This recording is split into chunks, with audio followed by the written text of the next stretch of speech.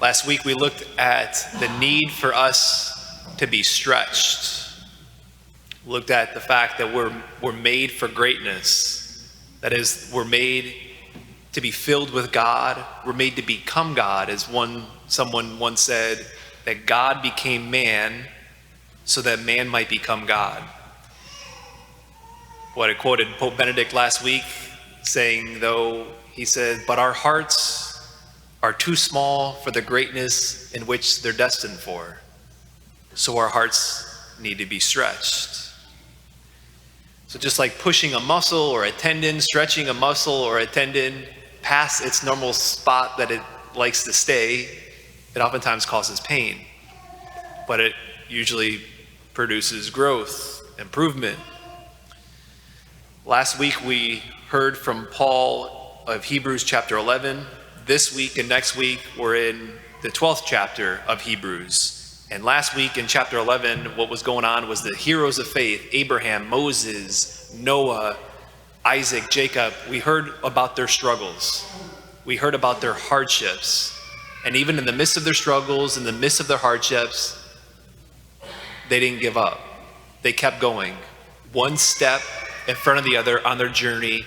They persevered because of their faith. And we saw how they were stretched. We saw how they became great. And so all that leads to today, of what Paul was doing in chapter 11 and what he wants his readers then to take from it. Why he did what he did in chapter 11. We then hear now what he wants us to do. And what we hear and what he wants us to do, like his readings or his listeners then that read the letter, for us today, we're told that upon hearing all that, we are now to rid ourselves of everything that keeps us from running the race freely.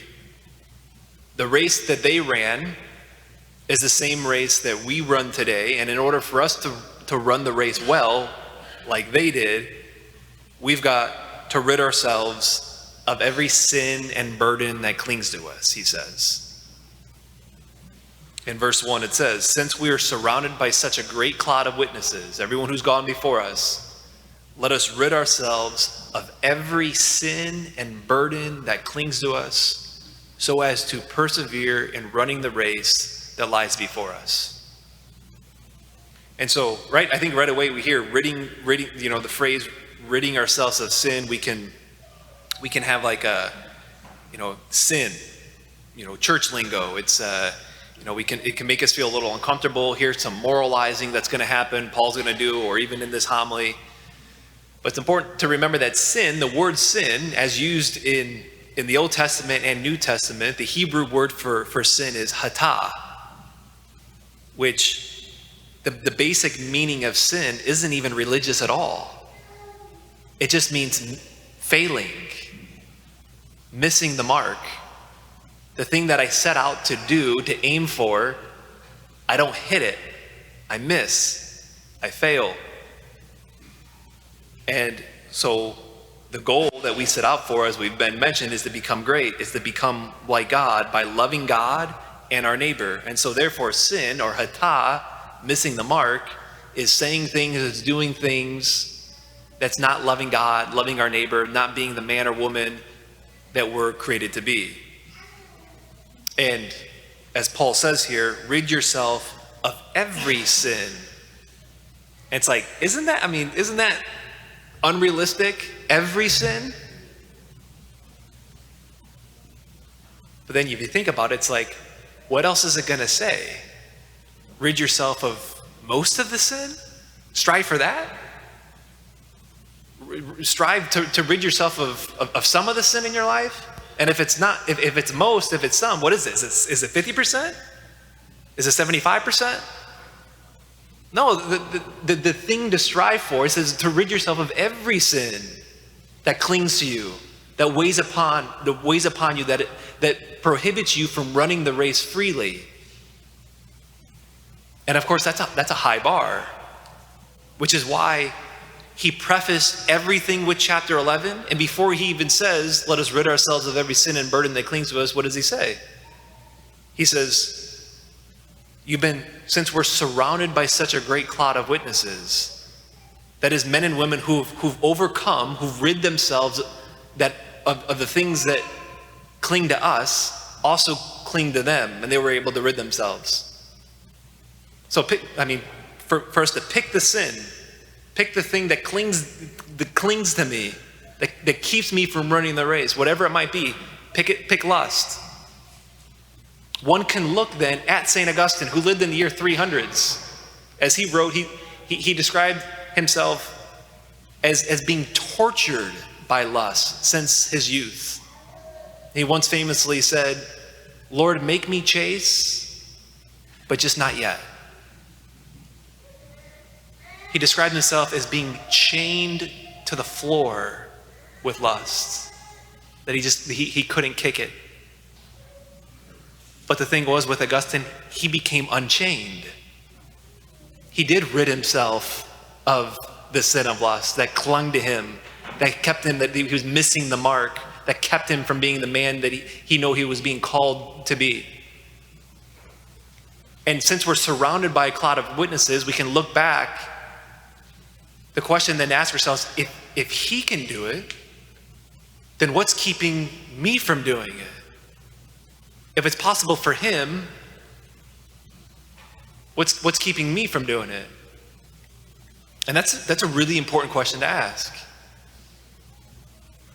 The question to ask ourselves: Am I doing everything I can to rid myself of the sins and burdens that's clinging to me, that's keeping me from running freely? Am I throwing the kitchen sink at whatever it might be? Have I done that? And I think the answer to that question for most of us, if we're honest, the answer to that question is no. It's like, I can throw more at it to rid myself of the sin and burdens that cling to me. I recall a number of years ago, a man came to see me who was struggling with chastity, and habitually so, telling me, "Father Mark, confess it over and over again for all these years, and it's causing a mess in my life." And he was a man who was desiring freedom, but he was despairing. He was losing hope as it was causing a mess in his life year after year, month after month. And once I asked him, I said, "Okay, what actions are you putting in place to rid yourself of this?" And he said, well, I go to confession all the time. And that's not nothing. That's huge. That's where the saving action of the cross is applied, and we're set free from sin. We're forgiven. But I asked him, "What work are you putting in?" And he looked at me, confused. I said, "What are you reading any books on the topic? Are you listening to any podcasts on the topic?" I just went through this list, and to each one at the end, he said no. 2 months later, he came back literally like skipping. Say, Father Mark, 2 months have gone by and I've slipped up one time. And he proceeded to show me these books that he's read, the podcasts that he's been listening to, the online conference that he attended, the accountability partner that he has. That's putting in work. That's getting serious with like throwing the kitchen sink at this. I know I need to rid myself of this sin, that burden, because it's weighing me down and it's keeping me from running freely. So I got to put some work into this. We heard verse 4 say, the last verse of our reading today, says, "In your struggle against sin," and just name what it is, Paul says, "you have not yet resisted to the point of shedding blood." We want to leave here today all the more determined, maybe the most determined we've ever had before, to say, I am wherever it is that I'm missing the mark in my life, that's keeping me from hitting the goal, the aim of which that I'm on, loving God and loving my neighbor. I'm going to throw the kitchen sink at it.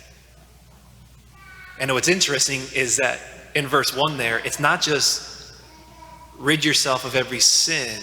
He also says rid yourself of every sin and burden that clings to you. In the Greek there, burden is separated from sin. It's implying that there are things too that are not sinful in my life, It's not sinful, but it's still a burden to me. The image that Paul is using is a runner who's running a race, and a runner who wants to run freely in a race. He wants to rid himself of everything that's unnecessary that's keeping me from running freely. Even things that aren't sins, but are burdens upon me, and they're burdens upon my family, that's keeping me and my family from running freely or reaching the goal or reaching the aim of which we're called to. And maybe just end here, and end with this, which is really, really important for us to get and to understand. After Paul says in the first verse 1 of chapter 12, and says, since we're surrounded by such a great cloud of witnesses, let us rid ourselves of every sin and burden that clings to us so as to persevere in running the race. The next verse, verse 2, says, keep your eyes fixed on Jesus as you're running the race. As you're doing all those things, don't do it without keeping your eyes fixed on him. Because given our fallen nature, we will always struggle with the tendency to sin. We will always struggle with the tendency to miss the mark in our life. Always. And as Jesus says in John chapter 15, he says, apart from me, you can do nothing. That is embarking on this journey of ridding ourselves of every sin and burden that clings to. He says, apart from me, you can do nothing. And so that's why what it is, what do we need to do? We need to stretch out to a power that's outside of us. St. Augustine overcame the sin of lust, and he put in the work. But it wasn't until that moment in the garden when he picked up the letter of one of Paul's letters, and he picked it up and he read, and it was a moment of grace, an infusion in him that allowed him all of a sudden, it's like, then he finally was able to break through. We were utterly powerless outside of him. And ultimately, what's the stretching that's going on? The stretching at the end of the day is God in his love stretching out to us. Maybe especially for some of us in the pew this morning that think it's like, I'm maybe like that guy or I'm too far. Know that the stretch from the cross, his stretch never comes up short. It never comes up short. For the sake of the joy that lay before him, Paul says, Jesus endured the cross. That's the saving act on the cross, of his arms stretched out, and to know that when we do put in the work to have every sin and burden that clings to us, to have that fall, it does not fall to the ground. Our sins don't fall to the ground. Our sins fall upon his shoulders. They go to the cross. He takes it upon himself and he says, I'll gladly take it. It's why I came. I defeated sin. I defeated death. So as to liberate, so as to rescue. And so let us leave here today all the more determined to rid ourselves of every sin and burden that clings to us, so as to persevere in running the race. And when we do that, let us fix our eyes on him. And when we do, when our eyes turn to him, we'll see that it's his arms that are outstretched wide and far after us.